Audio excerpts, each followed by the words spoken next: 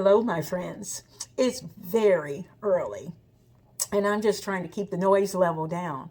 But you know, the first thing that I'm going to do today, and I'm doing this a few days before my Thanksgiving dinner, is that I am preparing my cranberry relish. And so I have this packet. I actually got two packages from my Aldi's $40 pickup for Thanksgiving. And I'm going to take one for right now, and I'm going to save the other one and actually put it in the freezer so that I can have it for Christmas. And I'm going to use this one, and we're going to make a delicious cranberry orange relish for Thanksgiving. And it's going to kind of be a little bit, there will be some nice chunks of cranberry in it, as well as chunks of mandarin oranges. I could add pecans in, but that's not something I'm going to do because I have a few nut sensitive people, and we have to take that into consideration when we're purchasing and when we're making dishes. So my cranberries are going to go in. I'm going to get them all nice and washed up, and that relish is going to cook itself on the side. I'm actually going to cook it in my rice cooker and get it all zhuzhed up, and then we're going to put it into the refrigerator, and it'll stay there until time for dinner. The first thing I'm doing is putting the cranberries into this colander, and I'm just kind of going through.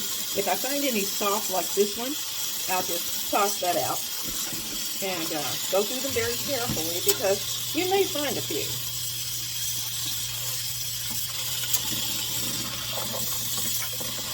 You want nice, firm cranberries. And you'll spot them very quickly. Yeah, that's a piece of the bag.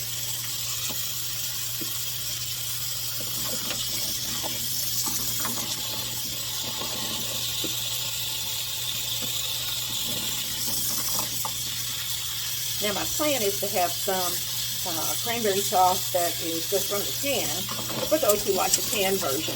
But I like the relish as well, even though I love my delicious cranberry sauce.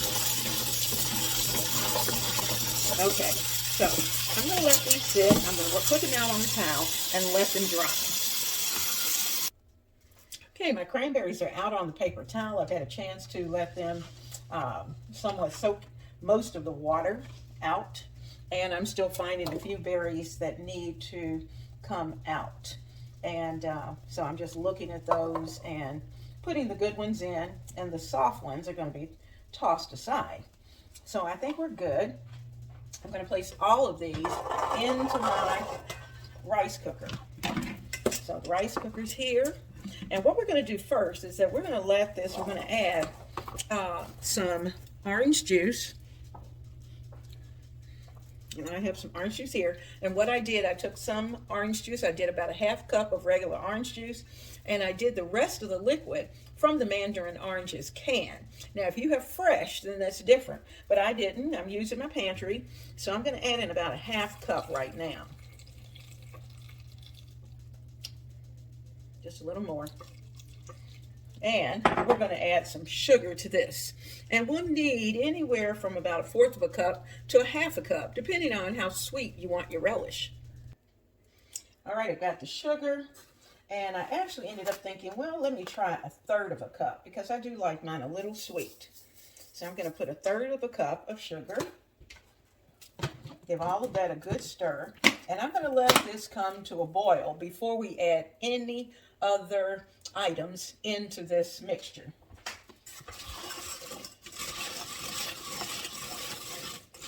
This needs to come to a hard boil.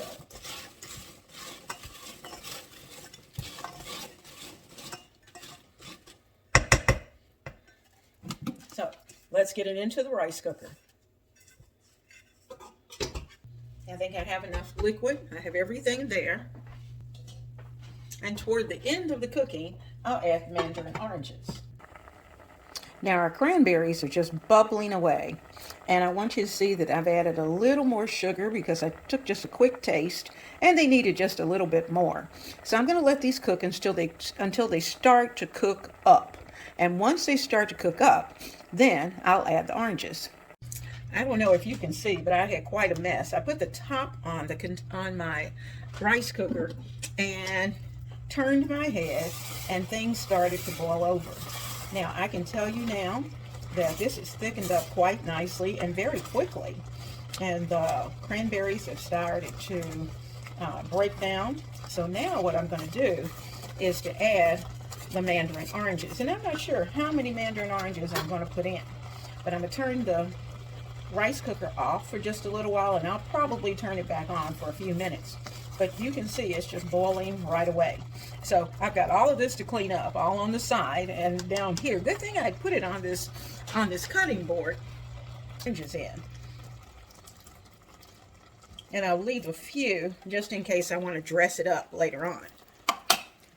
This is a $40 Thanksgiving dinner collaboration done with Miss Denise from Homemaking with Denise. When you finish watching this video in its entirety, then you'll want to go over to Miss Denise's channel and see what she's cooking up for Thanksgiving.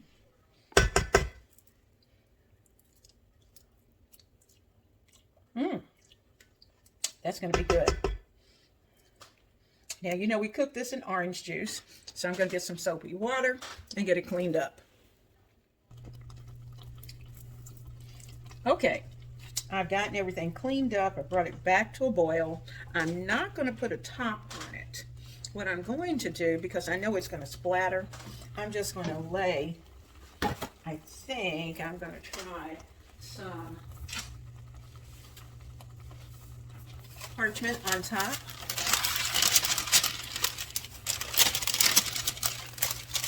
And let it cook, because I want this to cook for about 3 minutes with the oranges in there. And once it does that, then we'll stop it and just let it cool off. But we want those oranges to break up and to become a part of the relish. So I'm taking my spatula and just kind of chopping those mandarin oranges, because I don't want them to be too large.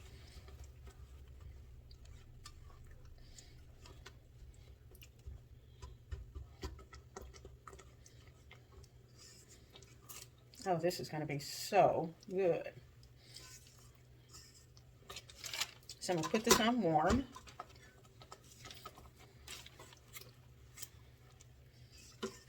Turn it down to warm. And now I can put the top on it. So I am going to give it a little airspace by placing this right there.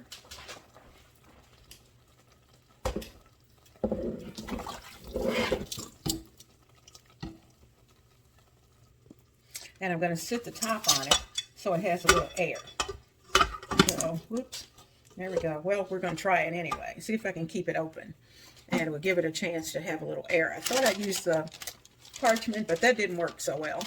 So we'll just get everything, continue. I still have a few places that I'm finding bits of cranberry sauce. So I'm getting that wiped off as well. Now, while I was waiting for those cranberries to come together, I went ahead and cut up an entire some stalks of celery, a whole package, about a pound.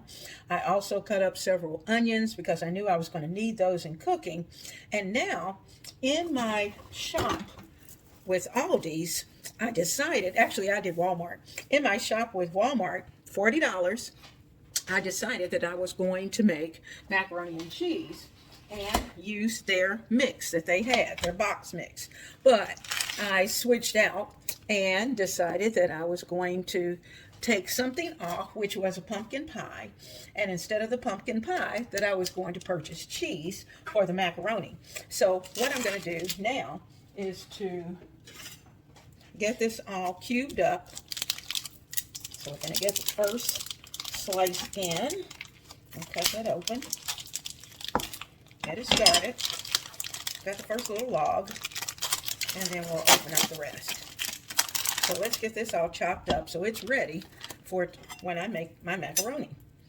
So I like to put it into logs and get it diced up.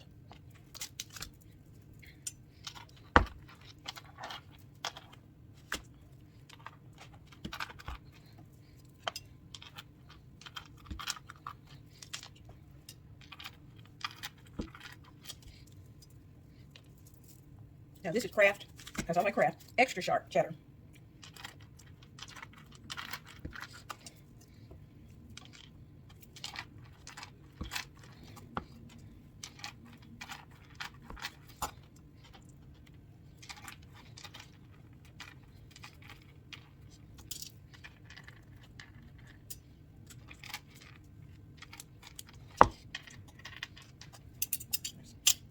Okay, got all of that done. And now I'm just going to cut. And you'll end up with little pieces about like that.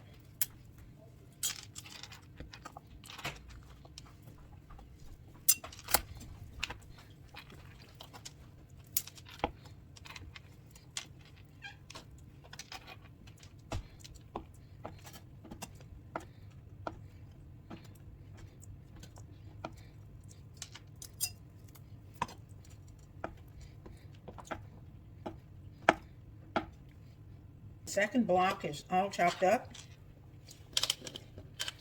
I'm going to get it into the container so it'll be ready for when I'm ready to make my cheese sauce.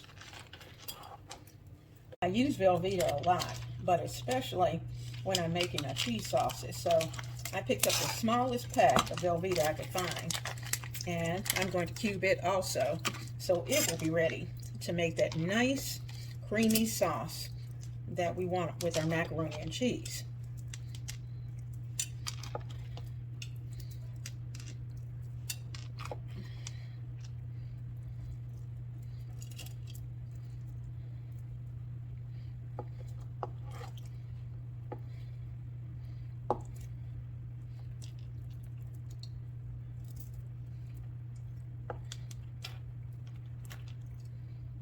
Okay, so the cheese is ready for the macaroni.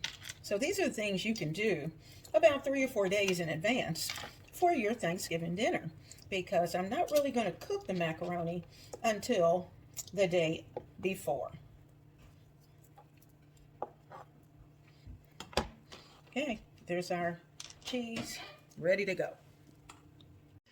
Our cranberry sauce has had a chance to cool, as you can see. There it is, and it's got a nice texture to it.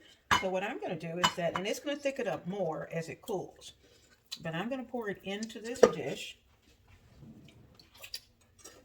and once it cools just a little more, I will put it into the refrigerator.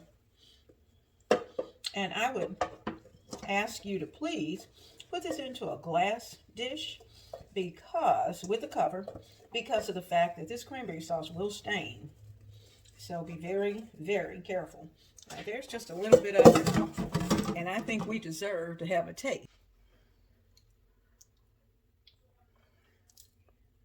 I am so glad that I added that extra sugar in. I added probably about 1/8 of a cup extra into the mixture, and that tastes pretty good.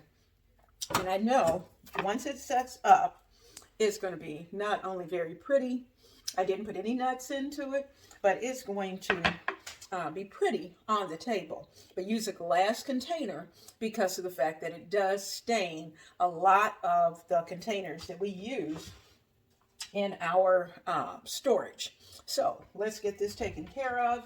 Let's get a top on it. I'm just going to sit the top on it until it has a chance to cool a little more. And this is what we've accomplished today. We've prepped the cheese for the macaroni. We have the celery and onions for the dressing, and we're going to use some of that in our green beans, some of the onions anyway, in the green beans. And we have finished our cranberry relish. These are things that you can do up to about 4 days in advance prior to your Thanksgiving dinner. We're going to make some rolls today and get those started. So I have here 2 cups of warm milk. And in this, I'm going to add some sugar, 1/4 cup of sugar, and because the yeast likes sugar. And it's good to add it into the milk because then everything gets incorporated. So we're just going to stir up that milk. We're going to add in 2 packets of yeast, and I have a yeast spoon. this little yeast spoon is equal to 1 packet of yeast. So I'm going to add 2 of those. That's 1 and 2. And notice I'm not adding it to my bowl of the JOYDEEM because I want to make sure that it's good. So it smells great, but that isn't always a good indicator. So we're going to get this all stirred up, well incorporated. Let the yeast and the sugar start to react, as well as the milk.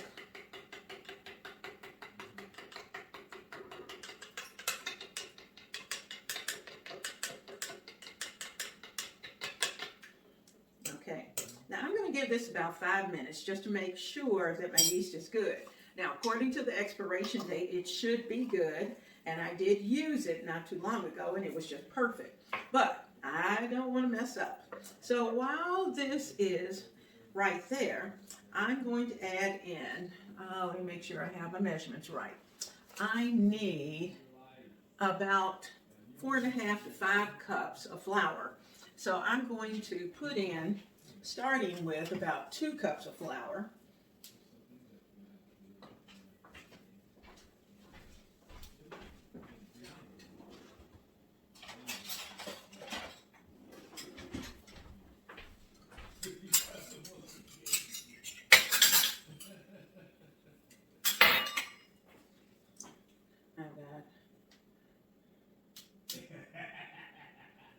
There's 1.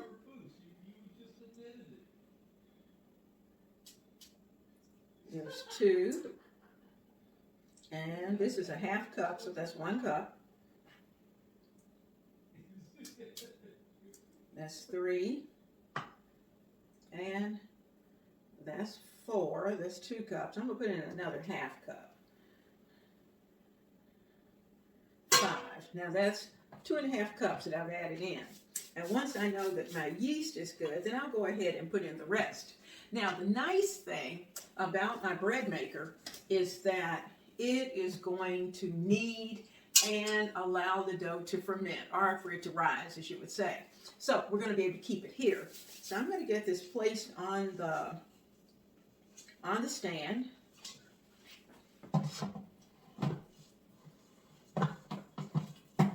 Make sure I got it in correctly. Lock it in. Okay, we've got it locked in, and it's on. I'll bring you closer so you can see it, but I want to get everything locked in first. Now I can already see that my yeast is nice and foamy, so we're going to take all of this. This is our milk, our sugar, and our yeast, and we're going to add this in to the mixture. So all of that's in.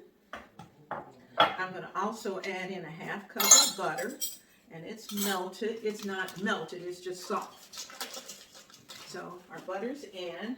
I'll hold on to that. We're also going to need 2 eggs. So I'm going to use our container that we had the milk in, and I'm going to add the 2 eggs to it. That's 1. And 2. So let's get a fork and let's beat this just a little bit.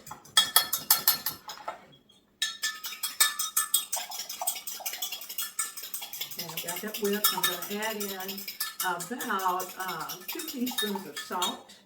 So I'll put that in, and the salt will have a chance to incorporate.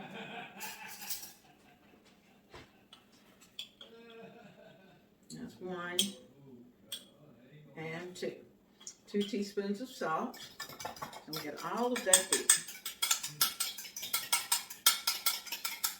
So I'm going to hold on to this egg. It's already at room temperature. I'm going to need it later. So we'll add our egg and all that in. All that goodness. So now throw this away. Get a little bit cleaned up, and we're going to be ready to move on.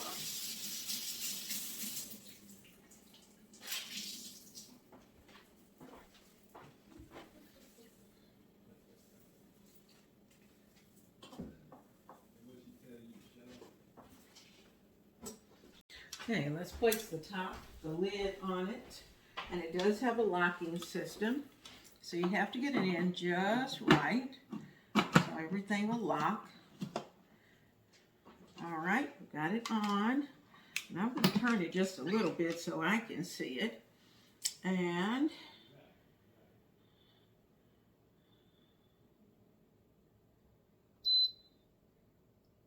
okay, we're going to let it mix. And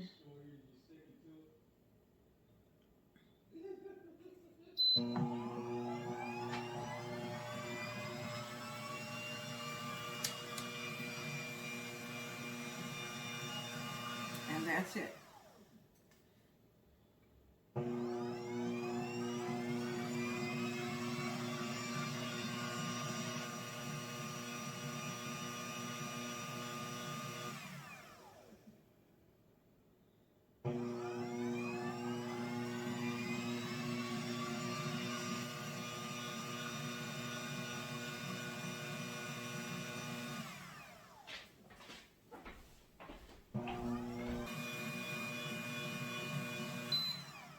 Okay, now I'm going to pause it for just a few minutes.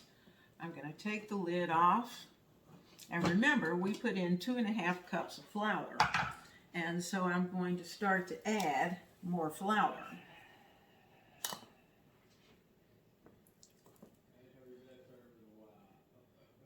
So that's 3 cups.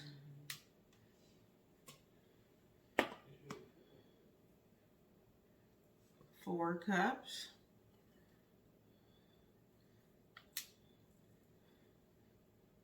And a half. 4.5. And I'm going to put in just a tiny bit more. It really calls for up to 5. But we're going to stop here so we can see exactly what the texture is going to be. All right, let's get the top back on it.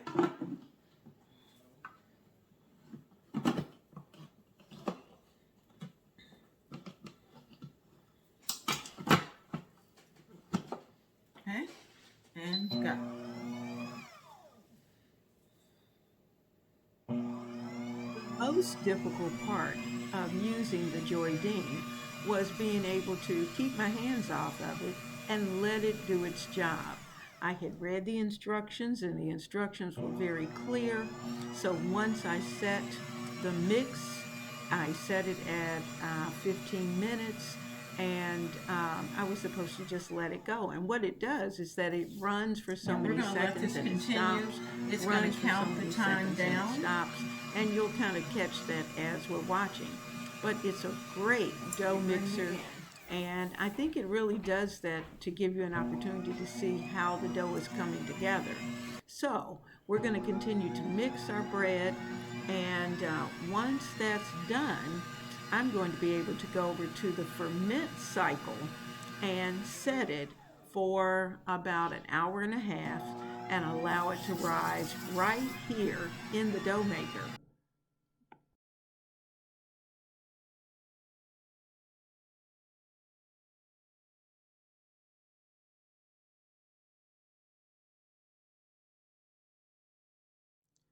Now this dough is very moist and very sticky, so it's going to seem like it doesn't have enough flour. I will add about a half cup extra flour just to make sure that the texture is right, to make sure that the dough is pulling off of the sides of the container. And do take a couple of minutes every now and then just to use your spatula and scrape down the sides. But other than that, this dough is coming together quite nicely.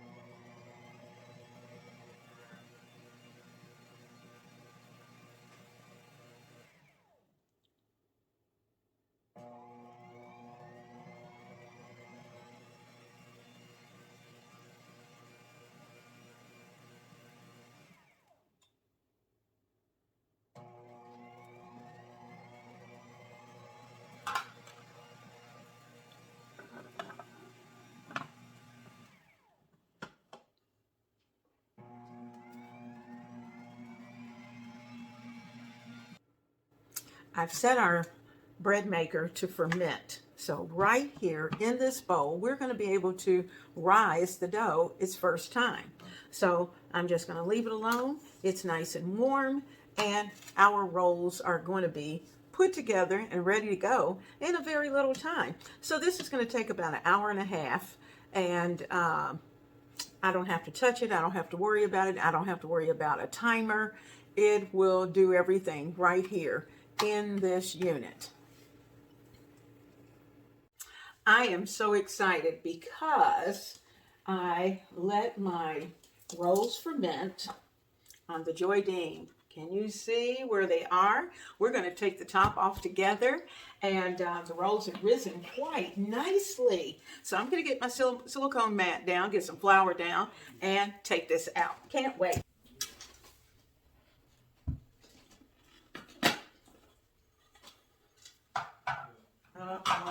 Oh. Let's get that flour down.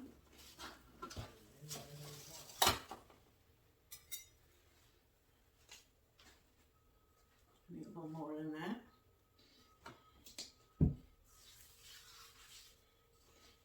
And let's get our bread dough out.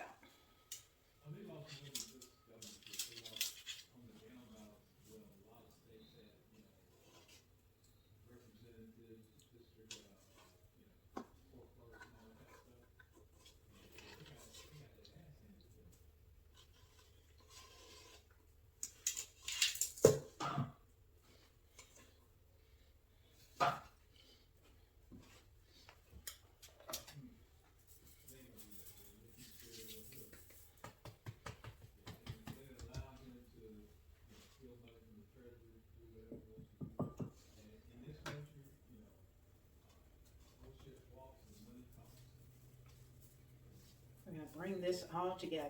Ah, it's so soft. It feels so good.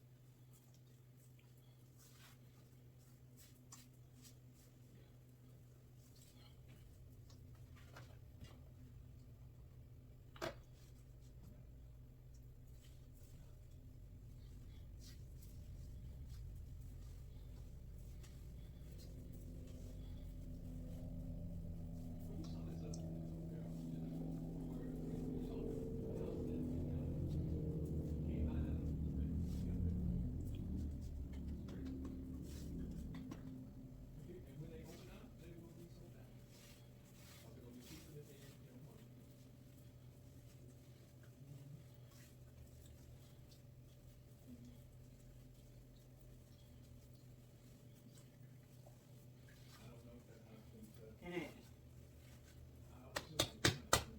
Love it.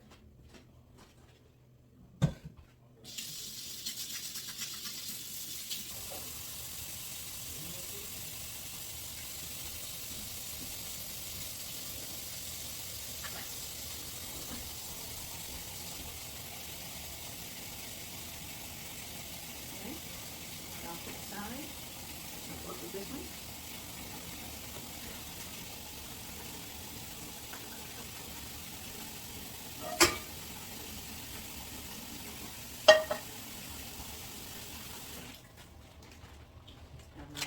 Wrapper on butter.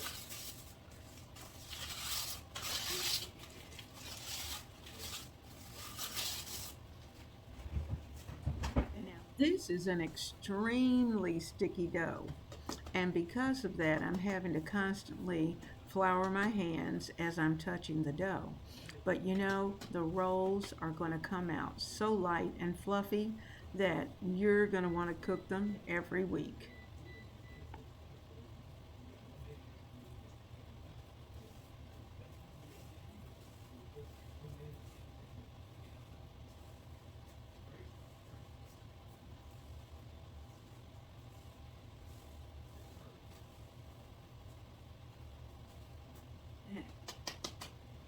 Now, cut.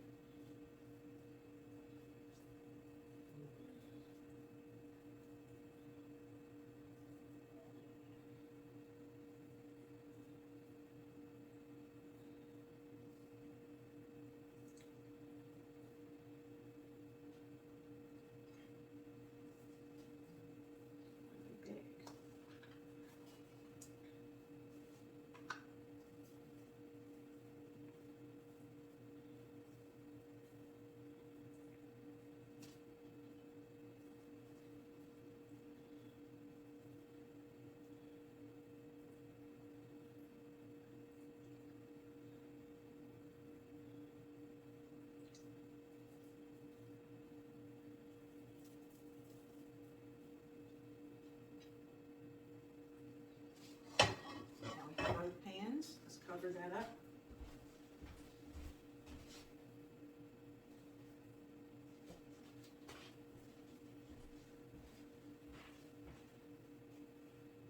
Cover those up. Voila.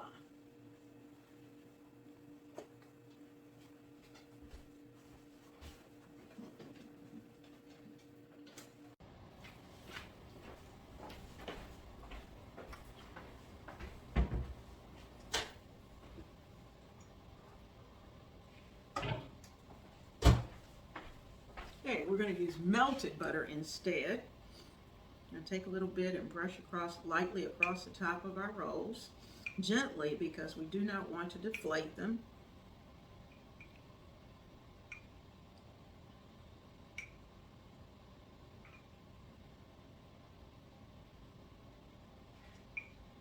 Now, you don't have to do this, but it just makes them taste good.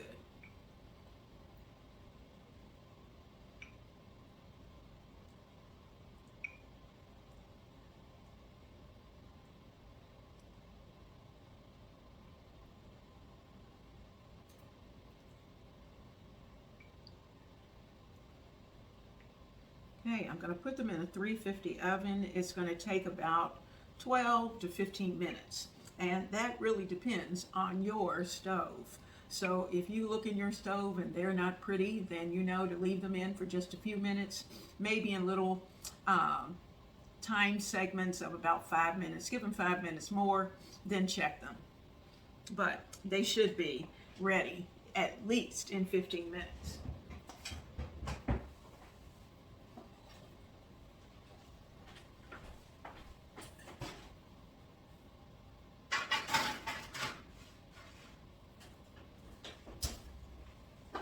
I'm going to do one pan at a time, so I'm just going to cover this one up and leave it right here where I can keep an eye on it.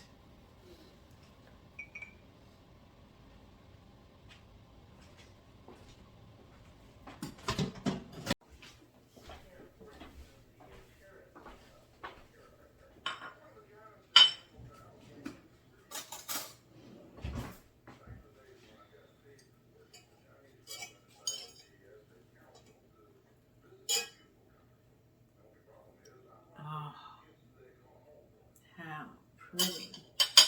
They're so light. Hot. Ooh, ooh. So better.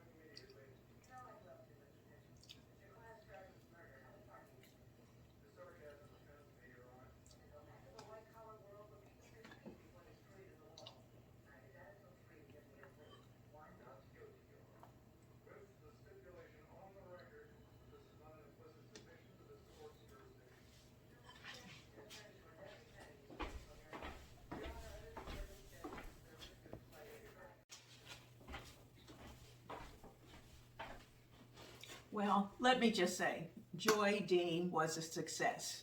I am so happy with it. In fact, I think I'm going to do another whole batch tomorrow.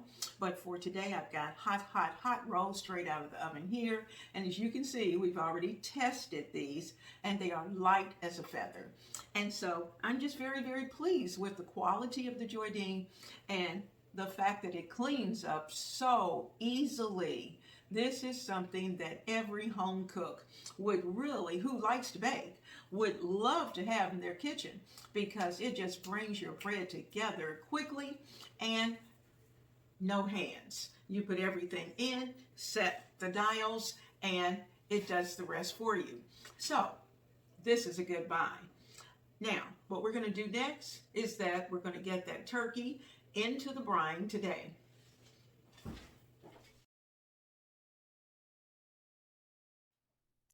I love making my Ciderhouse turkey, and it's just as the name says, it's made with apple cider. Now, our turkey is thawed in the refrigerator. I placed it in there Saturday, and I wanted that to be about 4 days before I was actually going to cook it. So the second day I was able to, or the third day, I was able to put the turkey in the brine, and then I'll cook it the following day. Now, so what we're going to do is that with the thawed turkey, we're going to let it sleep in the brine for about anywhere from 24 to 48 hours. You can do it in a styrofoam cooler if you have a large turkey. In this case, my turkey was small enough that I could actually put it in a pan and put it into an oven bag and keep it in the cider, and it will have the apple cider, the salt, the sugar, and of course, lots of cider and the turkey. So we're going to get that turkey into the bag, get it ready to go back into the refrigerator, where it's going to stay until I'm ready to actually cook it. Now, I've already prepped most of the vegetables, that when I take it out of the refrigerator, that I'll be able to have chopped celery, onions, apples. I've already purchased enough cider for what I need, and that's going to be at least a gallon. If I had a larger turkey, I would need about 2 gallons, but because it's just a small turkey, 1.5 gallons will work. Now, so my roasting pan is clean and ready. So we are ready to get down to some serious turkey work. And that's what we're doing this evening before I go to bed. So we've had a busy day today, and let's finish up our turkey, get it into the refrigerator, and then I'll see you tomorrow morning ready to go again. I can take out a lot of the excess fat, remove that.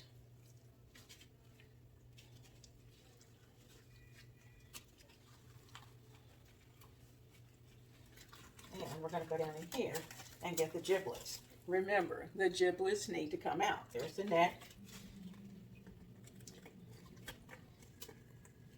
Still pretty icy in there. I'm breaking it up.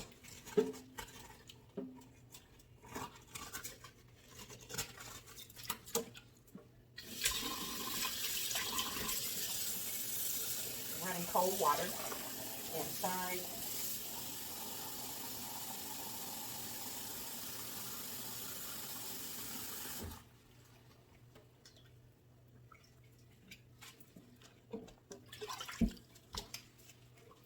Now this end, we have to get the rest of the giblets out. And there's our bag of giblets.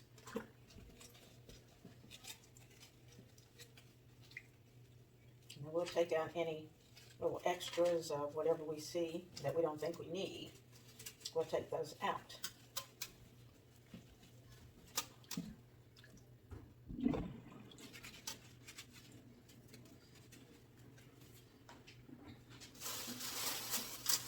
Take our grocery bag so we can put all the turkey stuff inside. And it's easy to cleanup is easy.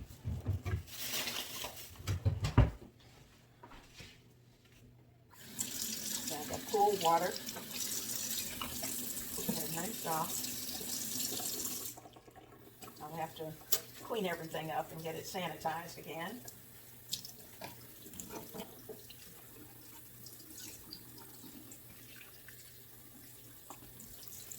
But we're going to put this in I'm going to actually put it in my bag, and that's where I'm going to brine it. I'm going to do it a little different this year, since he's such a small turkey. Okay.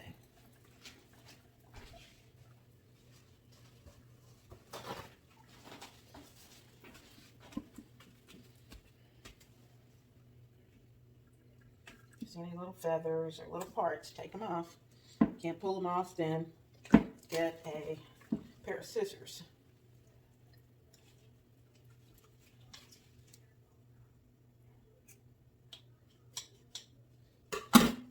All right, now we're ready. Okay, our turkey innards look good, and our turkey's ready to go. Now I'm going to just kind of run my hand under the skin of the turkey. Let's see if I can bring it in a little closer.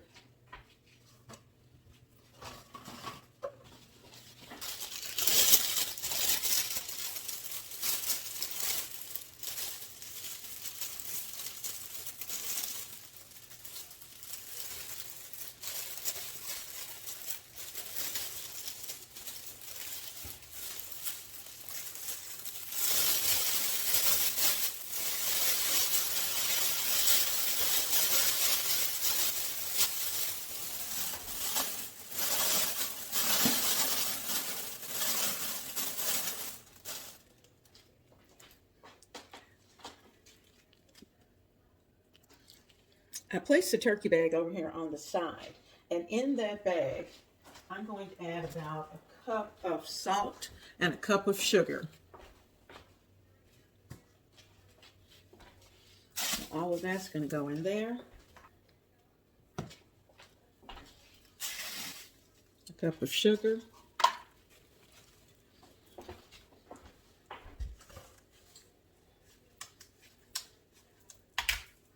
We're going to add our apple cider to it.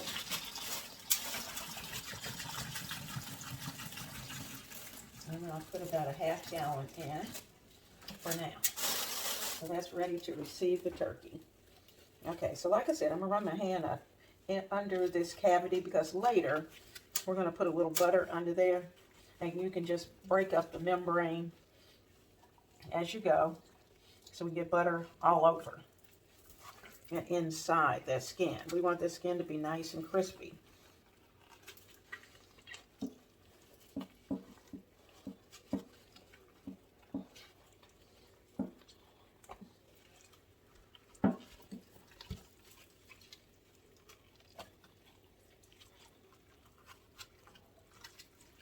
And we want all of those good flavors to be all over the turkey. Now I'm going to give all of this a good zhuzh.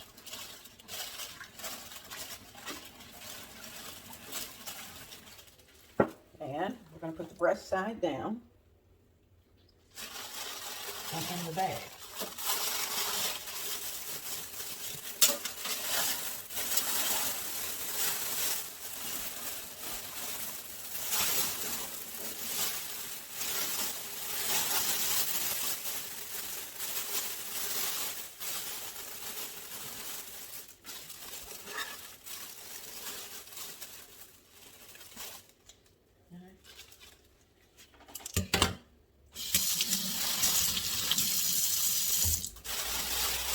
Now this is not a cooking bag.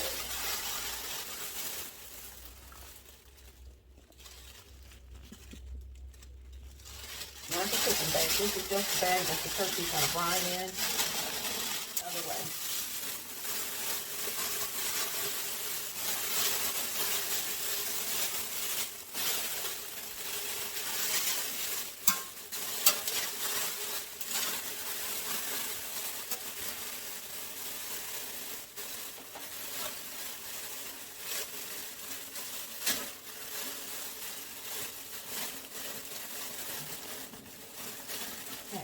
Turkey's tied up, and we're going to get them in a pan and into the refrigerator.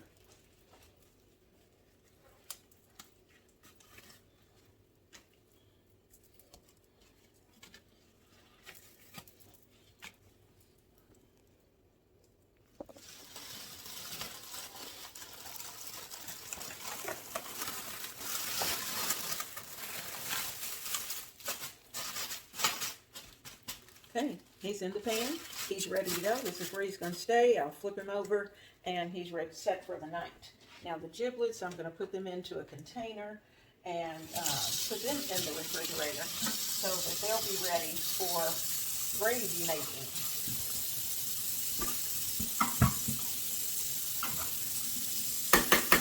Lots of sanitizing to do.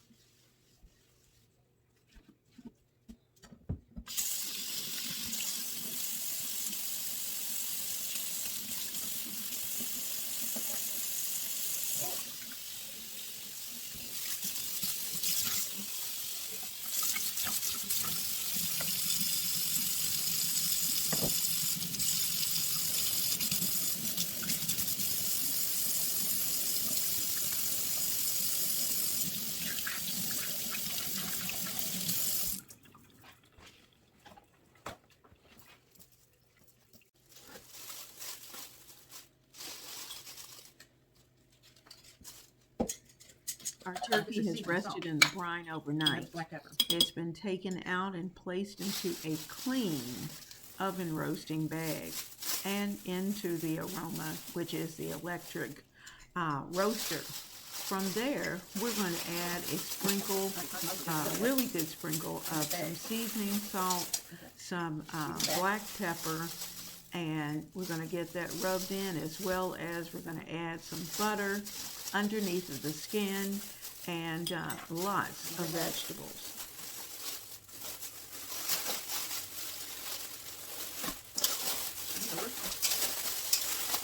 All right, now we're going to add the vegetables and fruit.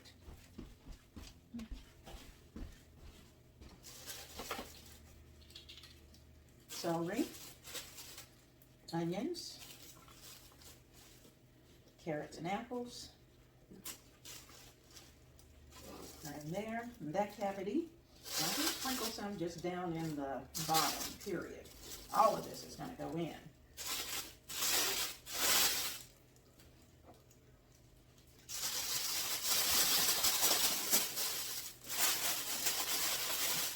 Now, let me work on getting it situated.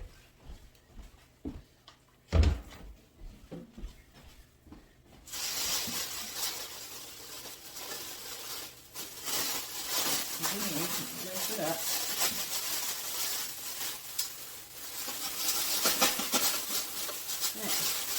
Now remember, this is a Ciderhouse turkey. So because of that, I'm going to add a quart of cider into our bag.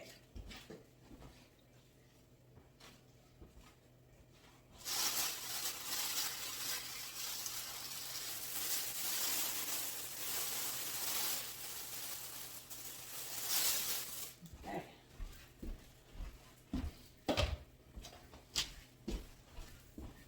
All right.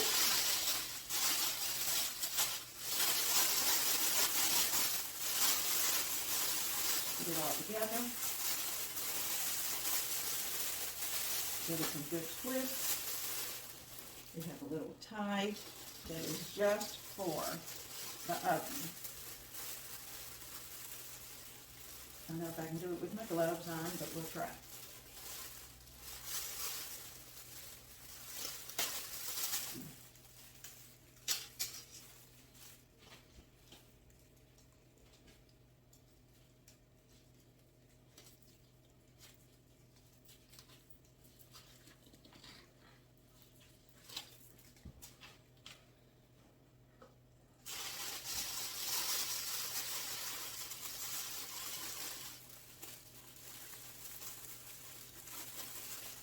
We are on day 3 of cooking, and of course the turkey is the first to be prepared today. And the funny thing is that it was moving along smoothly until we got to the tie. Why the tie had to be the part to just make things crazy, but it did, and I ended up having to get out of the gloves and take a moment and work out this deal with the tie. But anyway, once we do that, we're going to set the roaster and turn it on. That's out of the way, and we'll move on to the rest of the sides. Okay. Now, the bag is done. We are going to close this up. And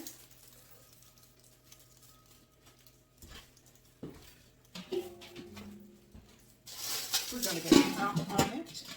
Going to get it plugged in.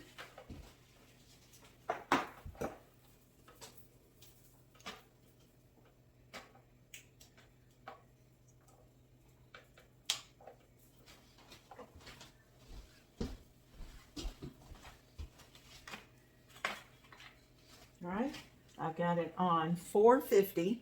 It's going to stay on 450 for the first hour.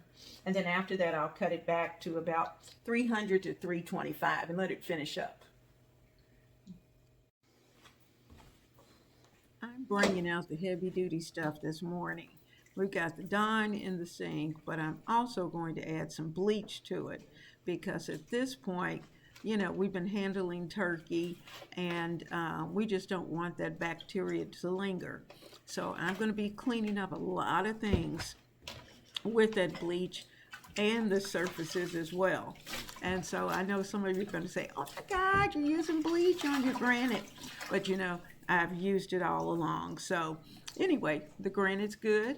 And if it needs resurfacing, I'll just have to do that. But I have to clean up that bleach.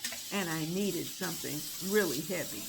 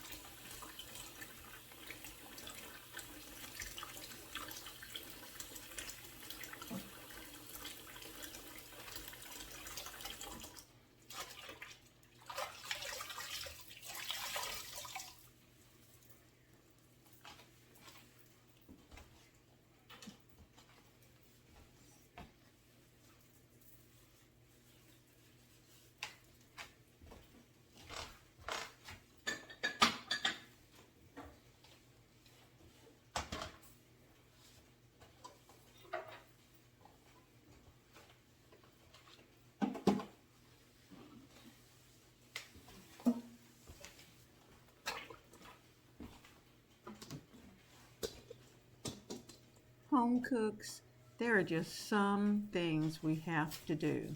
We have to stop and make sure that we have cleaned the surfaces well. And that's because of the fact that we're not the only ones coming in and out of the kitchen. Now, so we're getting this cleaned up.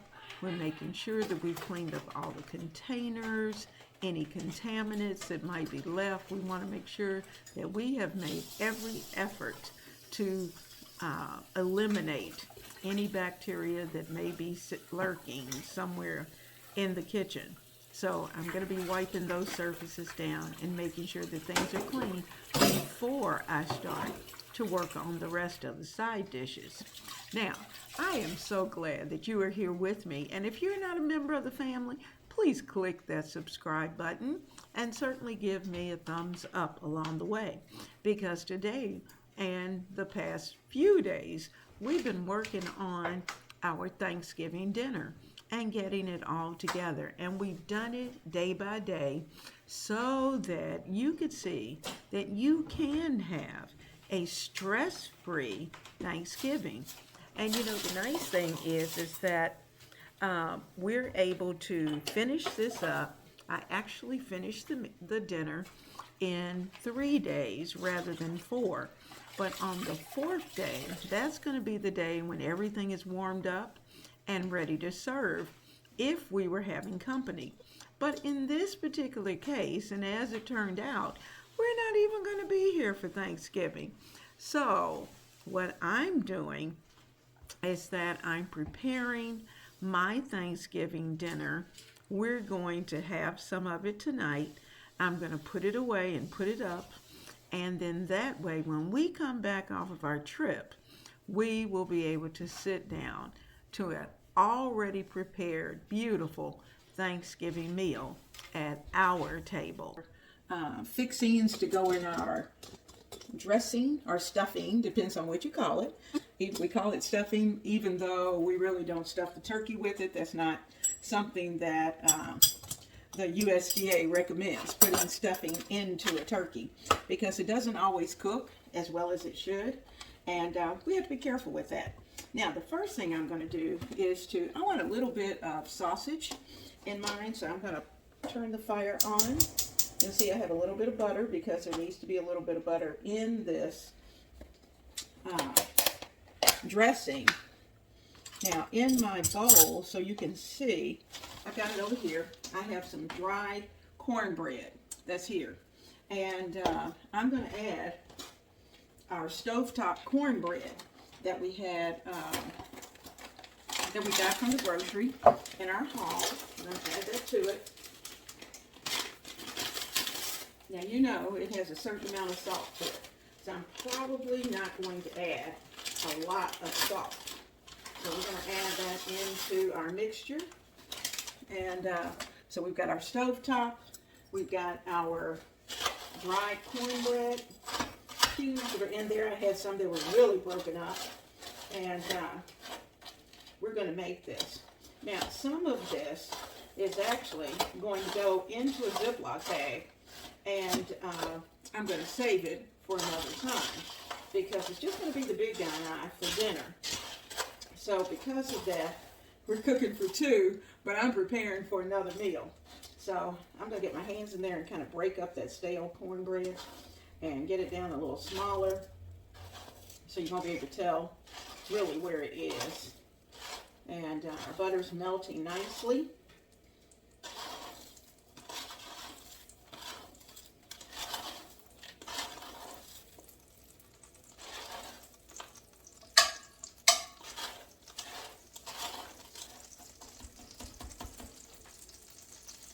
Okay, now let me wipe my hand off.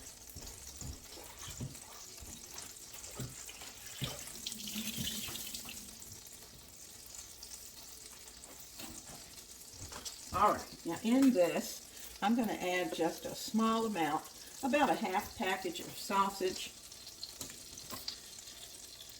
I had fixed the big guy some sausage biscuits for the week, and I thought, well, I had some left over. I thought, well, I'll put that in our dressing. So I'm going to break this up. We're going to let this cook.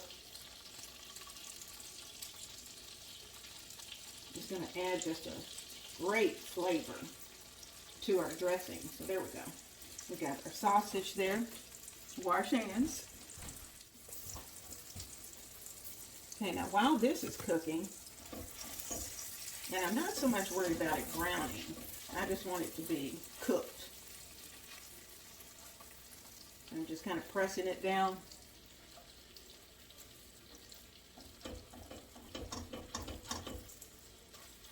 There we go. Get it in there. Okay, and we're going to add some celery. And you know, we had already prepared the celery.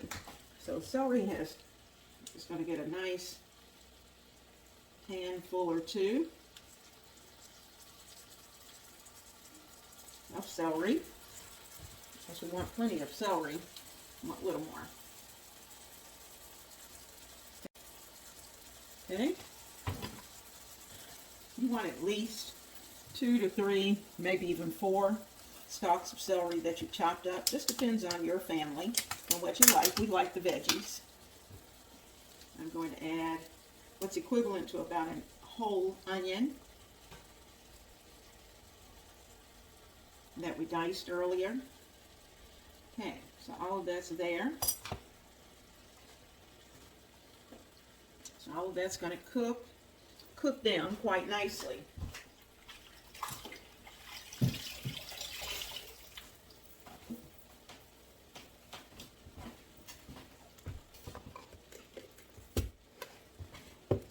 I still have celery and onion left, prepped right there. And we're going to add a little bit of pepper into our, trying to clean up a little bit here while we're working.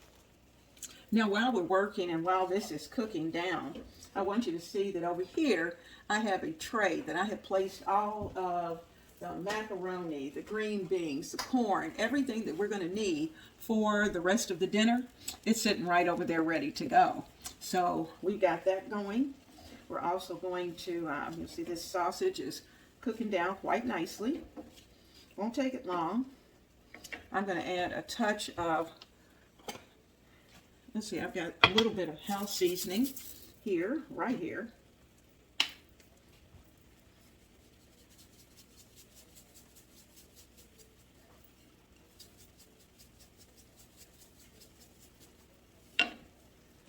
It's always good. And let's see, what else do we want to put in? See if I have some poultry seasoning. Yes, I do. I've got poultry seasoning. And poultry seasoning smells wonderful. It's got a little sage. It's got the garlic and onion powder. We're going to put a little bit of that in. That smells like the holiday. Now, actually, I noticed that you can buy the sage sausage at this point for your Thanksgiving or Christmas, if you like a sage dressing. Or you can just, if you happen to grow sage, then of course you'll put some leaves in, maybe about 5 or 6 chopped up leaves. But we're going to let this all cook down. And then we're going to put it into our bowl with the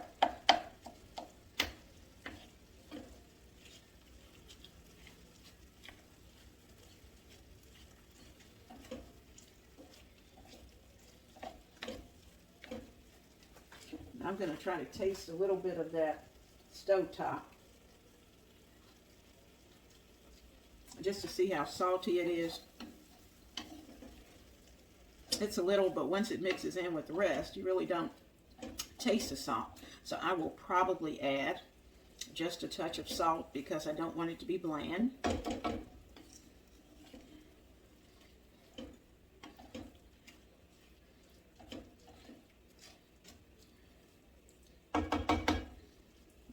Juice down in there with the sausage seasoning. So I'm going to let this simmer for a little while. I'm going to use a couple of pinches of seasoned salt.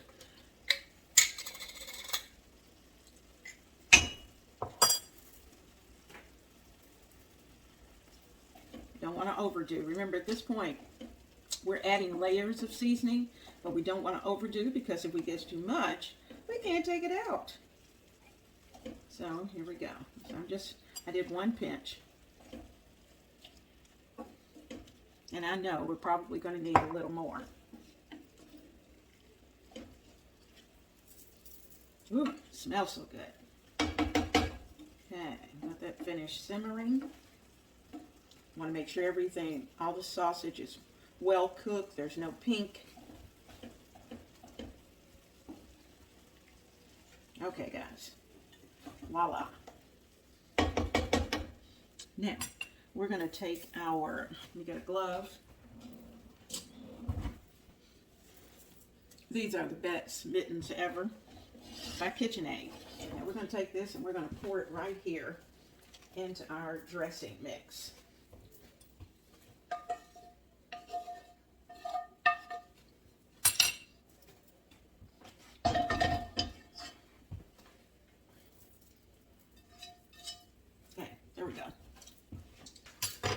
Now remember, we've got all the good stuff over here. We've got butter, we've got the sausage, we've got the cubes.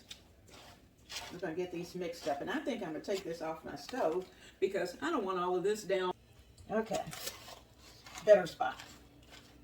All right, we're going to let all of this, you know, we had lots of juice that was in the skillet. Juice, flavor.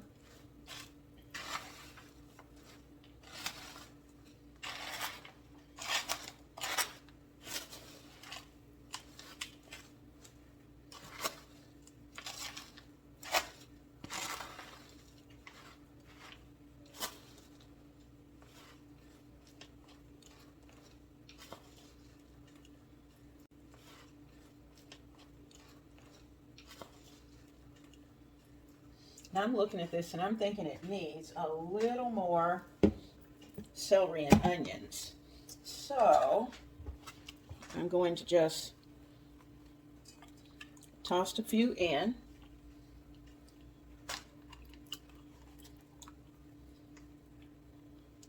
And some celery. And I don't always do this. I usually saute it.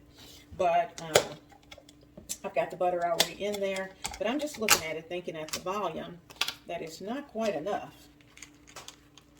So let's put some onion in. Okay. That's all of this has to cook.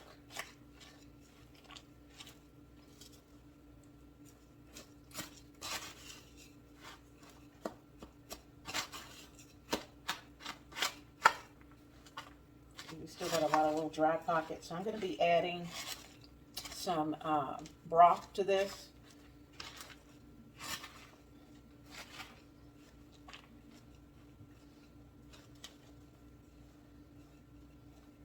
Now I took some turkey wings and cooked them down. So we're going to use those turkey wings, the broth off of the turkey wings, and that's what we're going to put in here to finish up this dressing.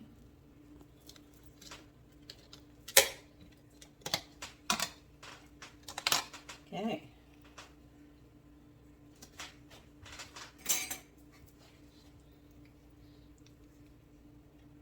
Now for the moment, I'm taking the meat out because I had kept the meat.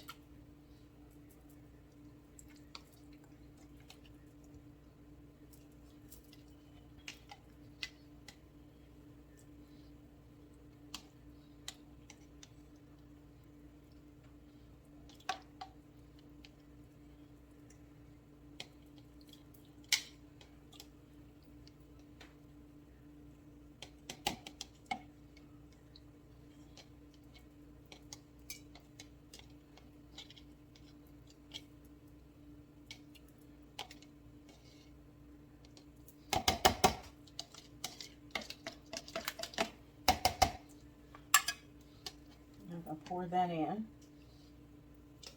I have a second container if we need it.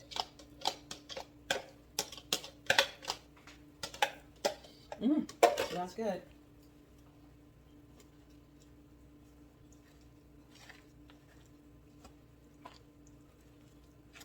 Now you notice I have not put an egg in because egg is our binder.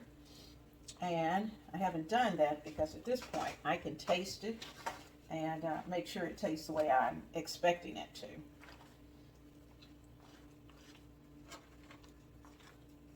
Okay, I think we'll pull that other container. Okay, here's our second container.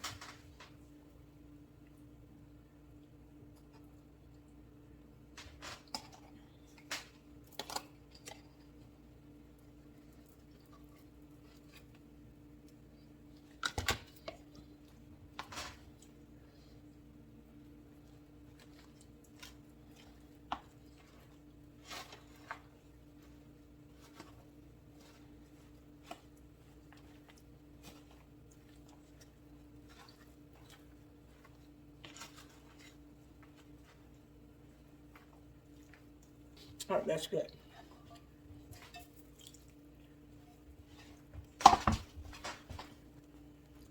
Now, if you don't have homemade broth, then get you a box of chicken stock or chicken broth and add a box. And that's going to give you the moisture that you need for your dressing. And it's going to be nice and moist. You'll be able to see that it can kind of hold together. And that's what you want. No egg yet. Just looking at the moisture content. I don't want anything dry. Okay, let me get a spoon, give her a taste.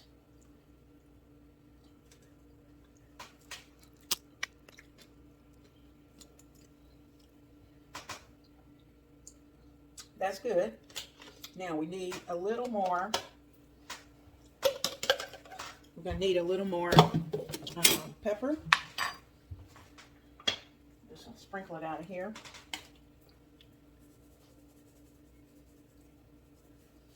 I'm going to add a little more poultry seasoning.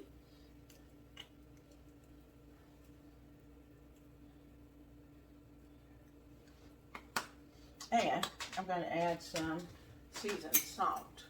I'm not going to get crazy with it. I'm just going to put in literally less than a teaspoon because we've got so much bread that it needs a little salt. Okay, you know, I'm not big on salt, but when you have to have it, you have to have it.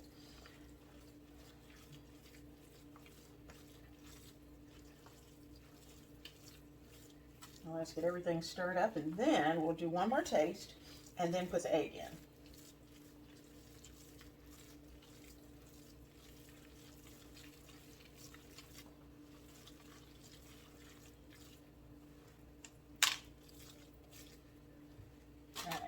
Taste. One more taste. Let's see.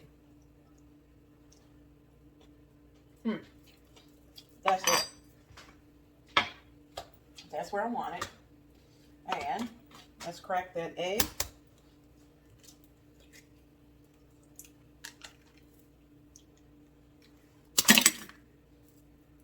I'll mash it up as we go.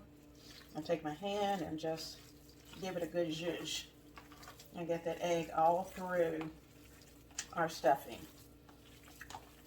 Clean hands always. And that's the thing about when you're cooking, you keep yourself lots of hand soap so that you can keep your hands clean. And you want the type that's kind of antiseptic. And will your hands be dry at the end of the day? Probably.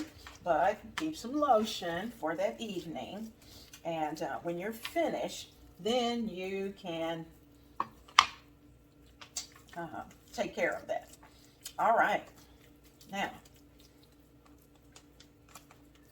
so our dressing is done. Now it's not going to cook in this container.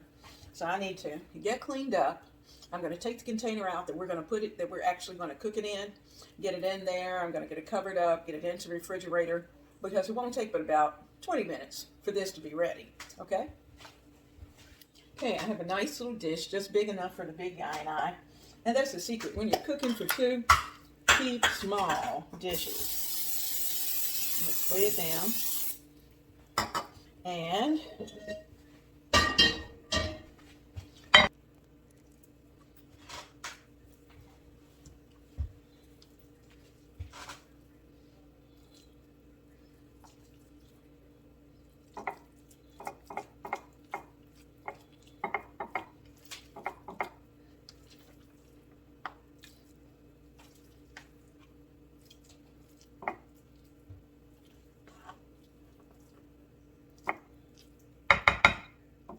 Now the rest of this I'm going to bag and put it in the freezer. So when I have a baked chicken or even fried chicken, whatever I have, poultry-wise, I can certainly add, throw some of this into the oven. You know, when you're doing this kind of cooking, you might as well cook enough for another meal, because you're not going to want to do all of this again. Okay, so there's my dressing ready to go. That's for us, and this is going into a storage bag.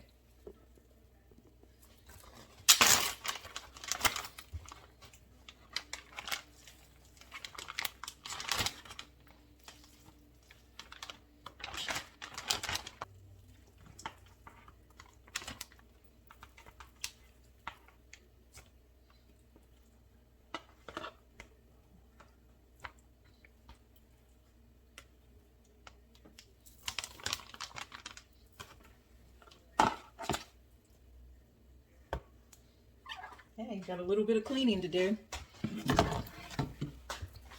but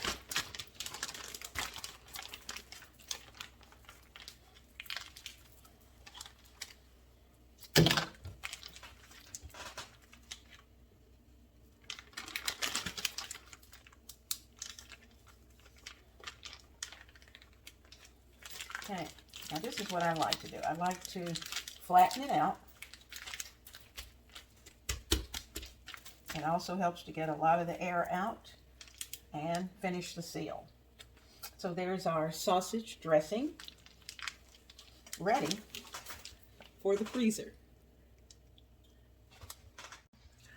All right, at this point, we're going to get started on the green beans. And what I'm going to do is that, remember, I'm just preparing enough for the big guy and I, for two. So I've got green beans here. I did do an extra can. Now, that's because I figure we're going to have another night of turkey and dressing and all the goodies. So I'm going to need some extra green beans. So I'm putting those in here. I'm going to cook it in my rice cooker just before time for dinner, and it's going to cook all to itself. But I want to get everything into the rice cooker so that it's ready to go. So remember, I told you I prepared the wings, turkey wings, and we had all the turkey broth that we put into the dressing. So I'm going to take some of this turkey meat and just break it up. And it's going to be so good in these green beans. Lots of flavor. Find any little gristle, might want to throw that out. But see, I've still got big chunks of turkey. I'm just going for the little pieces at this point. And if you don't mind a little skin, you might be able to throw in a little skin. But you want this to be flavorful and filling, because I just like green beans by themselves. Okay, so I've got all of that in. I'm going to add some house seasoning and some no salt seasoning to this, and just a splash of sugar just to give it a little, take maybe a little bitterness out of it. And so let's get that done.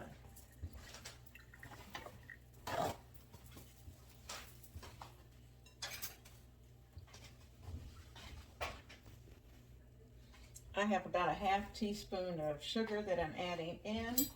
I'm going to add some pepper. We like pepper.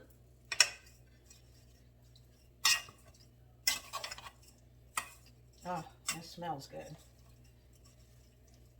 I'm going to add a little garlic powder, onion powder.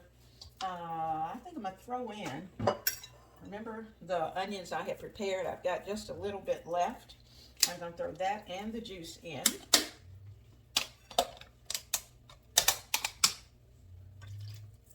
Okay, all of that in. Let's see if I have any juice off of our, oh yeah, a little broth off of the meat. Now the rest of that's going to have to go in the freezer for another time.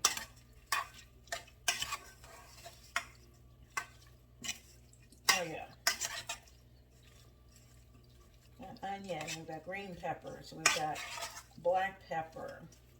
We'll sprinkle just a tad bit. Actually, they don't even need any garlic.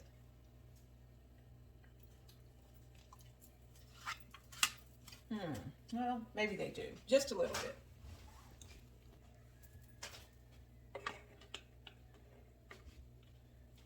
Just going to do a teaspoon of minced garlic.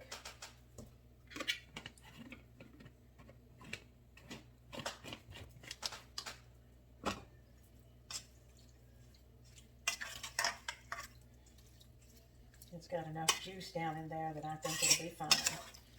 Okay, so green beans are in the top, ready to go. And they're going to take care of themselves. All right, green beans ready for the rice cooker. There it is. We're going to put the top on it. Voila. It's going to be ready to go. Now let's work on the corn. Now we're going to put together a corn casserole. And this particular corn casserole takes 3 cans of cream style corn. Very easy to put together. You can have it anytime. A nice Sunday dinner. It's delicious. Goes with any meat that you decide to prepare. So I'm going to open these 3 cans and get them into the bowl.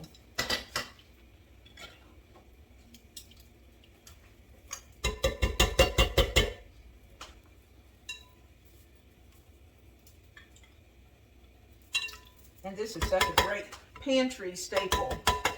Cream style corn. Keep it in your pantry.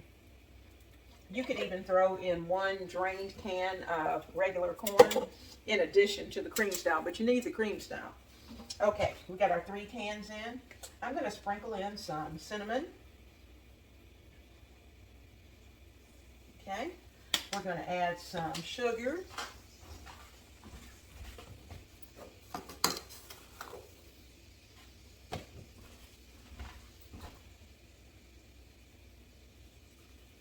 I'm not going to use all of it until I taste it. Now, I have to taste it before I add the eggs.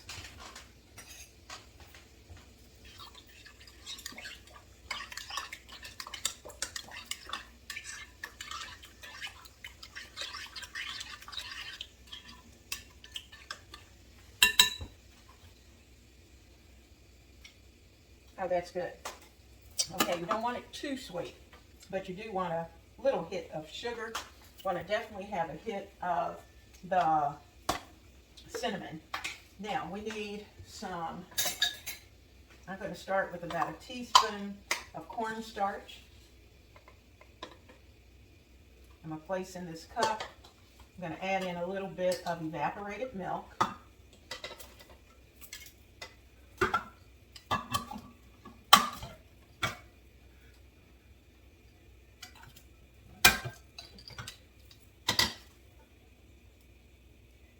About a 1/2 cup. This is a cup measure.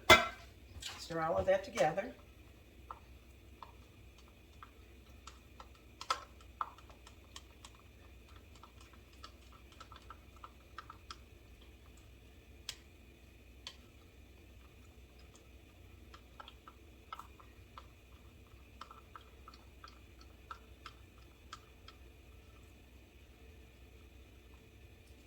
Now you know the cornstarch is going to help to thicken it up once it starts to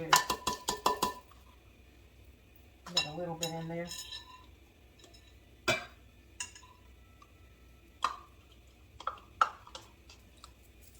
Okay, give all of that a stir.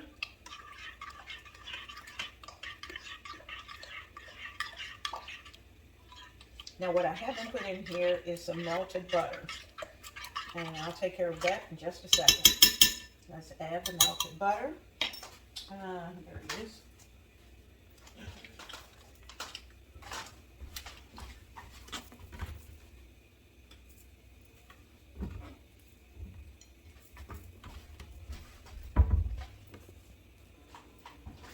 All right, let's add our, this is about a 1/2 stick of melted butter that I'm going to add in.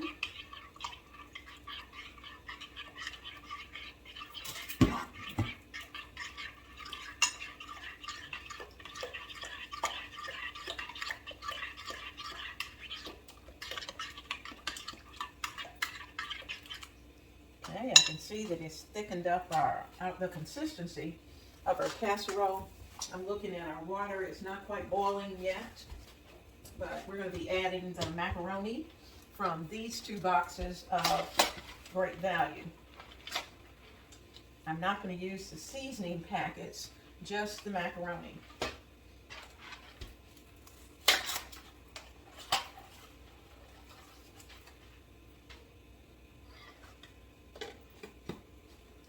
Okay, let's get that egg.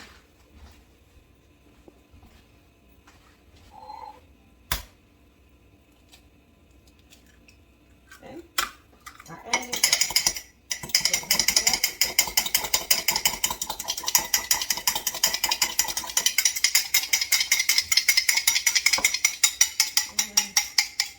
I'm going to put it in.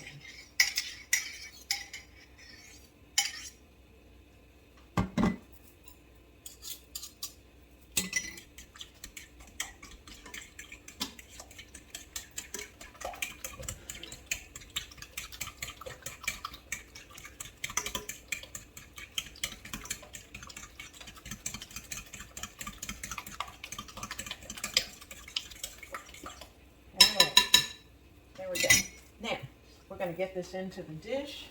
It's going to take a good 30 minutes or so for this to bake at 350. You could put it on 400 if you're going to stand there and watch it. I'm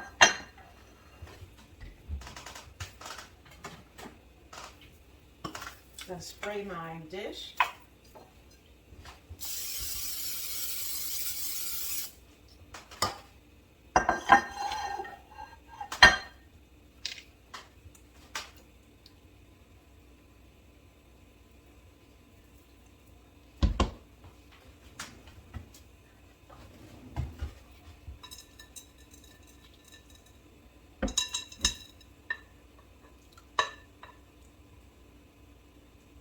Okay, corn pudding ready to go.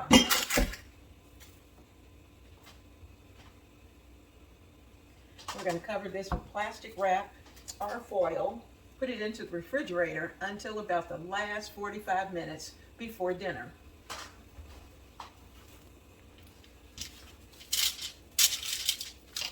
Okay, into the refrigerator. Our water is bubbling, so I'm going to go into this bag and grab the flavor packet out. This is the little flavor packet that comes with it. I don't need that. Okay, there's 1 box of pasta.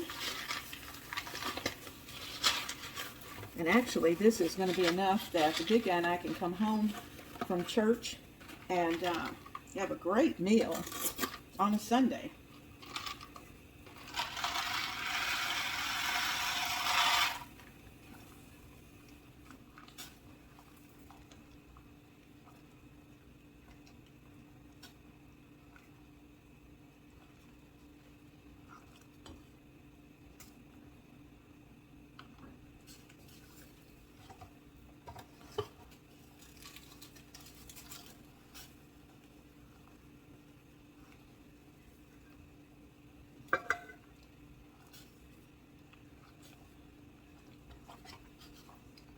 Now the box says that this should cook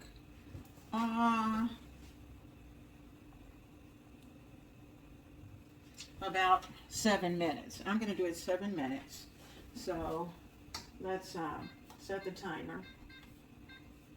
And then that way we'll come back because I don't want to overcook it because I know it's going into the casserole.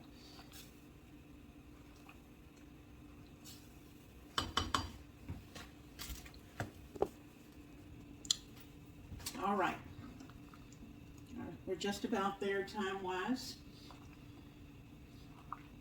Just giving it a stir so it doesn't stick on the bottom. I have a container full of cheese. We're going to make our cheese sauce. And remember, I purchased 2 cans of evaporated milk. We've opened one, and we may need the second one for the sauce. But that's it. That's what we've got. There we go. So I'm not going to rinse the pasta. I'm just going to pour the water off of it and let it drain.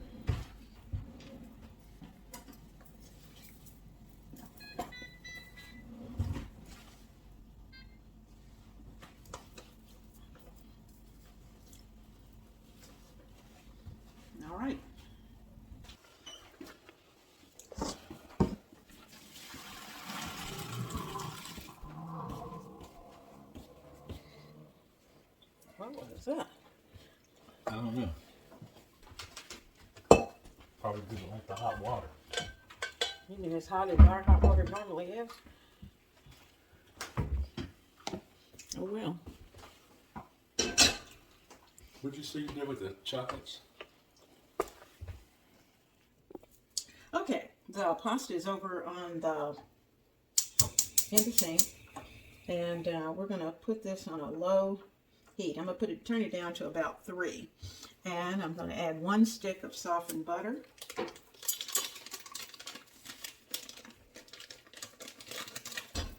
Okay, so it can soften up very quickly and will melt. I love that.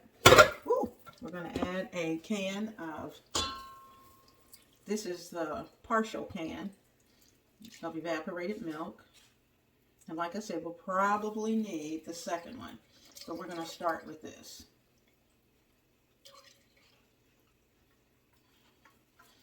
And we're going to start to add some cheese in there. I'm starting with a little bit of Velveeta. And then I'll start adding the sharp. Now, when I'm not really watching the budget, then I might add some Gruyere, even a little Parm, and just kind of go crazy with it, with the cheeses. Maybe have up to 5 different cheeses. But we're not doing that this year. We're keeping the budget now. And I'm going to melt these. Like I said, it's a heavy bottom pan, but you do have to keep an eye on it. So once you start this process, keep it going. Add another partial cup. I'll pour a little more in there. Now we're just going to continue to add cheese and make our sauce. That's the advantage, and that's the reason why I saved some of my money of the $40 dinner so that I could purchase the cheeses that I needed for the macaroni and cheese. Because for our family, that's important. They don't care about dessert. None of that. They want a good macaroni and cheese.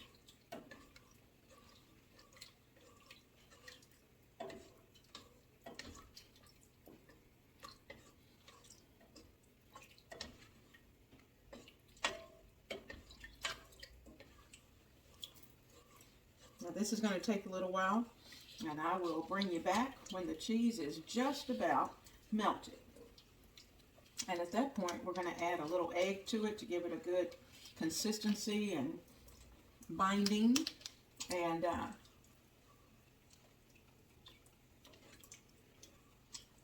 this is going to be so good. Now, I want you to see how thick this has started to get. You can see the cheese is melting. And I'm just going to continue to stir. And in just a few minutes, I'm going to actually add the pasta so I can see if I have enough milk. Now over off to the side, you're going to see my cast iron pan because that's what I'm going to cook it in. So I'm putting a little butter in there, just warming it up enough to melt the butter. Okay, let me get the macaroni.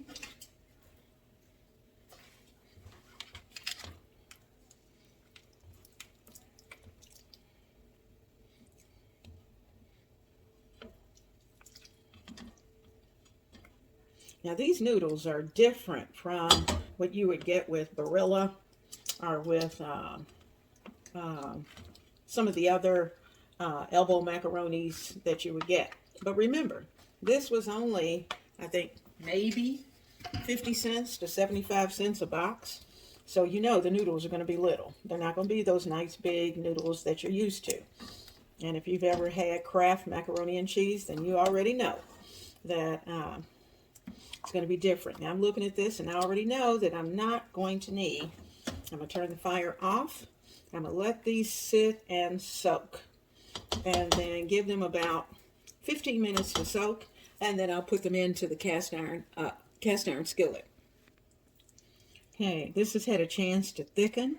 Look at that. Now, we're going to take 2 eggs. We're going to get those beaten.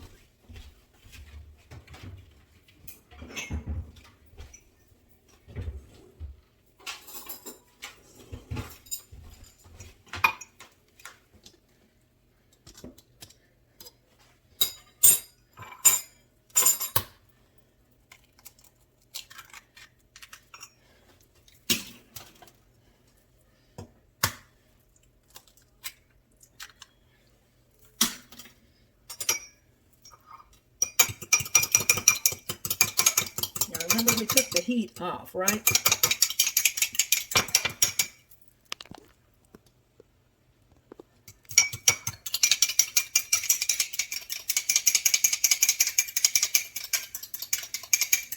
going to stream this into our macaroni. Okay, let's get that stirred up. There's no heat. That's stirred up.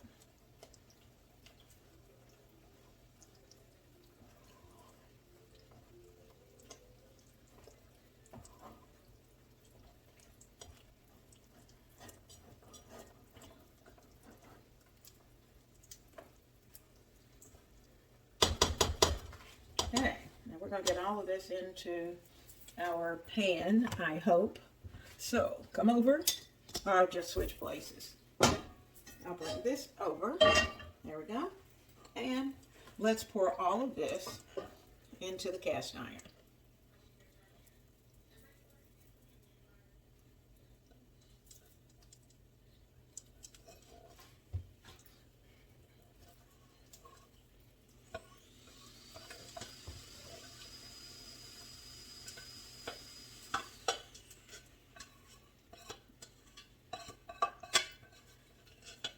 Okay.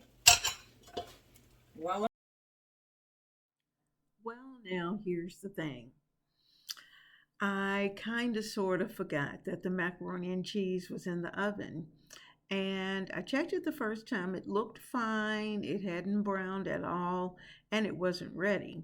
But then I got caught up working on some other things in the house, and I forgot.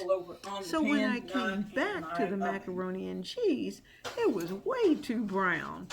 So, sorry guys, my macaroni and cheese is past that nice, lightly golden brown. Now I think our turkey is probably ready. I think it's had plenty of time, but I've got my thermometer just in case. So I'm going in, and I know it said the directions say don't open it until the last minute, but lots of condensation on the top. That's what you hear. And one of the things I like to do is to go over and grab that leg and see if we can move the leg. Let me get a paper towel. I'm going to protect my hands a little bit and see if that leg moves easily. Not as easy as I'd like for him to. So I'm going to check the breast.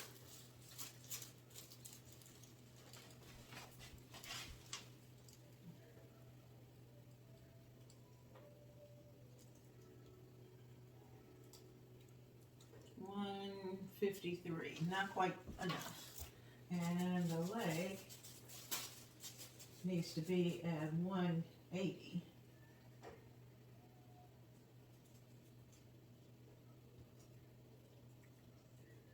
Okay, they're not ready yet. All right, so we're going to cover it back up and cook. I'm going to keep him on. I'm actually going to turn it up to 350. Now, while we're here and thinking about the turkey, keep this in mind, and I've got my notes.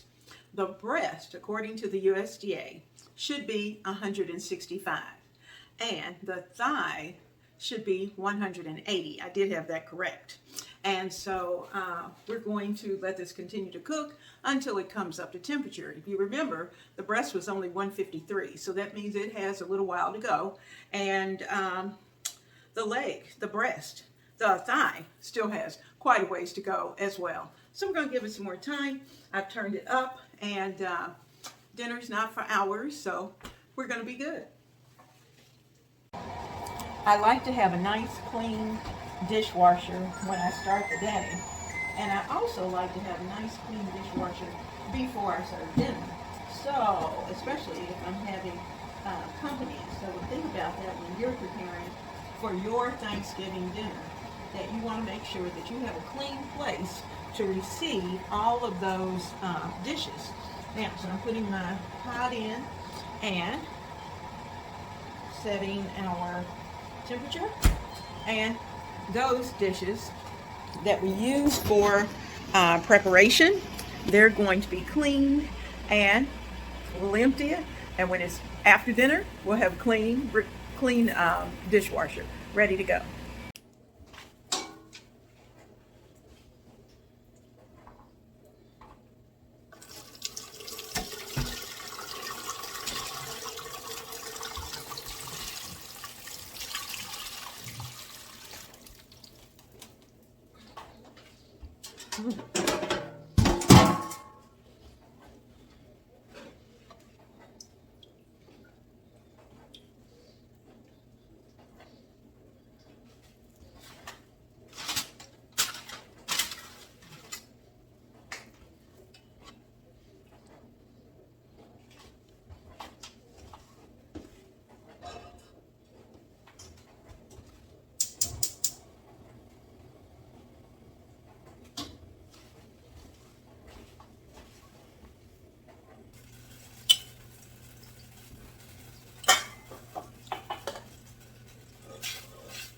Now we're going to turn this mixture. This is our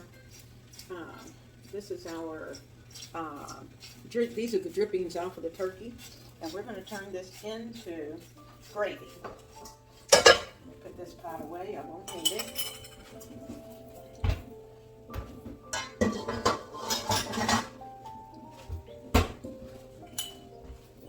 Put a heaping tablespoon. So we got a lot of gravy. And I'm going to take some of our drippings.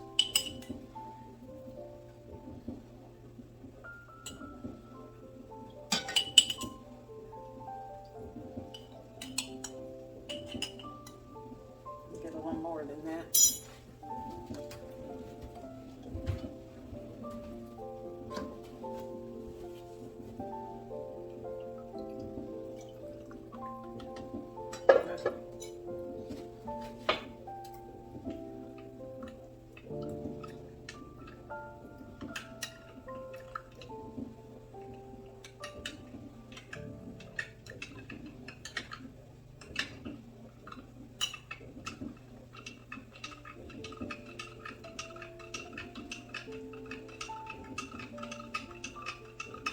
Now I'm going to bring this to a boil. Then I'm going to put our slurry into the gravy. I've already tasted this. It needs nothing else.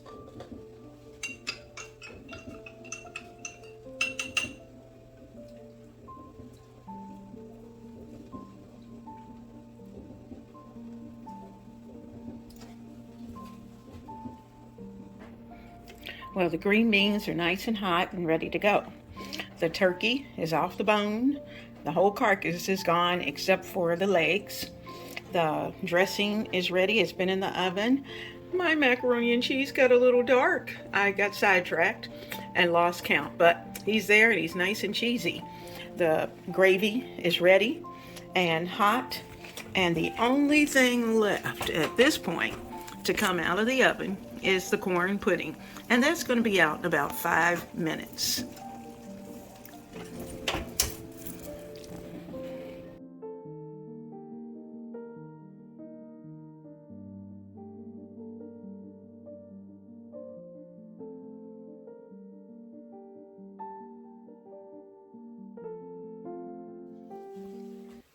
I hope you have enjoyed this collaboration with Miss Denise and I.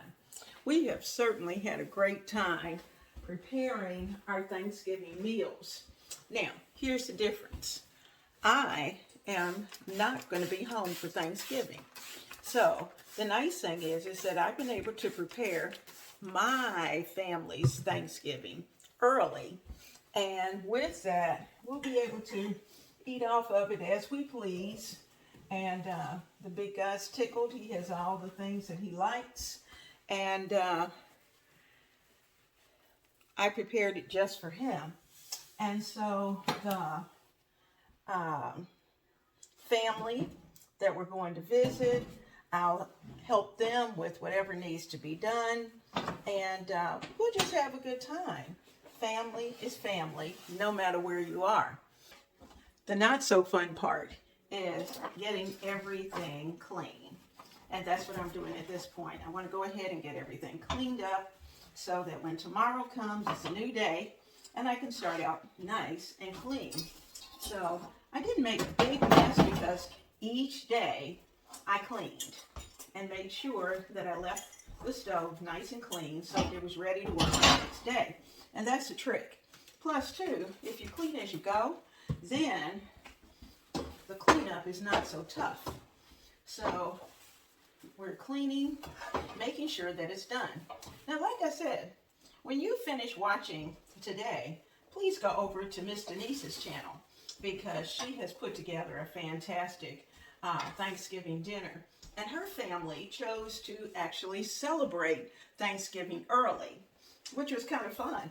And so they were able to do that. That worked out perfectly for them. This is hot. And so that part of it, she'll get to go out on Thanksgiving Day and relax.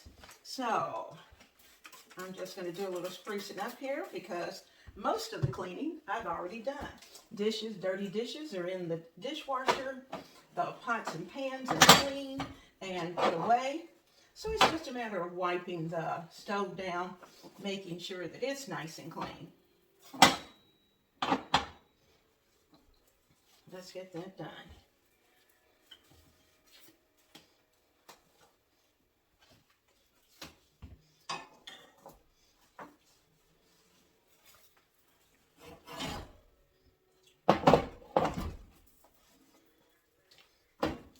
My friends, one thing to remember is that even though there are days that seem quite dark, the reality of it is that we still have blessings, and blessings keep us going. So let's identify what those blessings are. Let's thank God for the fact that we have them and enjoy every moment. So as you can see, I have everything packed and ready for the refrigerator for now. But it will eventually, once it's ice cold, I'll put all of this into the freezer so that when we come back from Thanksgiving, we'll have a Thanksgiving dinner that's already ready to go. Now, you know, this pack, I'm doing this in advance, but this pack, you see, is a little empty. And that's because I took some of it out and did a round 2 dinner for you. So stay tuned, don't leave, because the round 2 dinner is coming. So when you finish watching the round 2, go over to Miss Denise's channel and see what she cooked for Thanksgiving. I'll see you soon. Everyone loves having an after holiday meal, and it's one that won't look exactly like the original holiday meal, whatever it was. If you have turkey, if you have chicken, if you have beef, whatever it is. So I decided that I was going to put together a little quick casserole for tonight because I had some turkey breast left. So I've chopped it up and I'm going to be using my rice cooker because that's how quick this dish is going to come together. So we're going to add a portion of this and the other portion is going to go into the freezer for another day. But we're going to use some of this, and this is a combination, mostly breast, but there was just a tiny bit of leg thigh combination that is in here as well. So we're just going to put that in, maybe about 4 cups of chicken. And when I went to Aldi's and I was picking up my supplies, you know, we picked up stovetop. So tonight, stovetop's going to get used, and it's not going to be a Thanksgiving stuffing. So let's get it done. Now we're going to add a portion of this chicken in. And like I said, it's going to be about, I'm thinking about 4 cups. I'm just going to take half of the chicken that's in this bowl and add that in. And if it looks like I need more, I will. But it's just going to serve about 4 people. Maybe a little more than that. Okay. Now, we've got our chicken in. I'm going to add the stovetop in.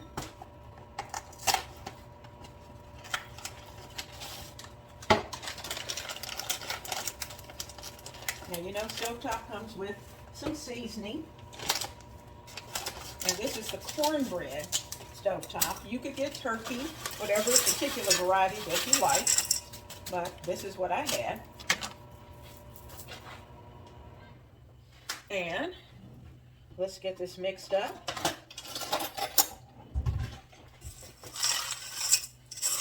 Now we're going to need lots of liquid. And I'm going to just use, I'm all out of turkey broth, so I'm going to use chicken broth. But I'm also going to add in onions, celery, a little bit of carrot to the mixture. So let's get that in.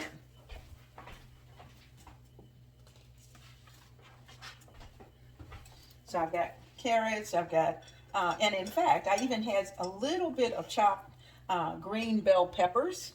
So I'm using what I had in my refrigerator because we don't want those types of things to go bad in our refrigerator. So I'm getting that all a good mix.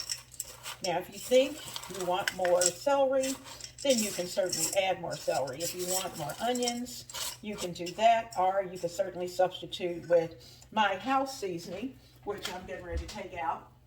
And we're going to add some house seasoning to this, as well as we'll probably add a little garlic.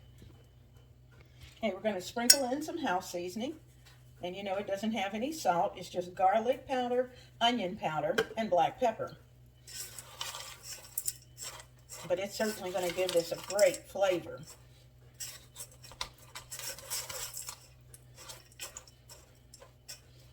Now I'm going to add a little fresh garlic to it, minced. We're going to add a couple of cloves of garlic to give it some good seasoning, because we want this to taste good, and we do not want it to taste like a box of stovetop that we just threw some chicken into, or some turkey rather, into it. I say chicken because we eat so much chicken.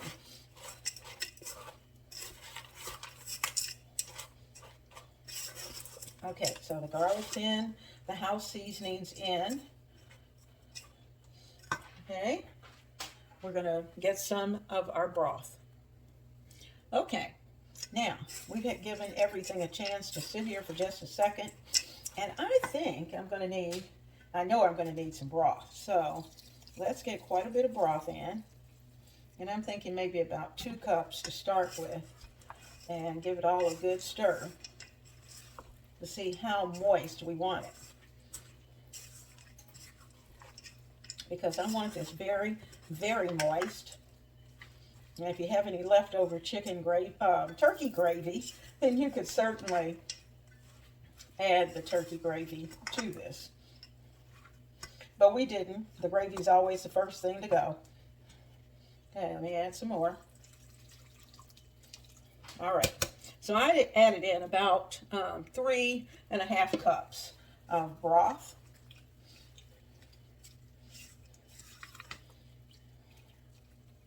I want it moist. I want my chicken moist. And of course I could have baked it, but why not have a nice one-pot meal in something that I know is going to soak up all that goodness and is going to be absolutely delicious. Now, I'm going to turn this on, and I'm not even going to look at it again until dinner time. And it's only going to take probably about 30 to 35 minutes for it to be ready. You can serve this with a salad, or you can serve it with some of your leftovers. If you had green beans left over from dinner, or some of your mac and cheese, you could certainly add that as well on the side. But tonight, we're just going to have a one bowl, and this is going to be that one bowl.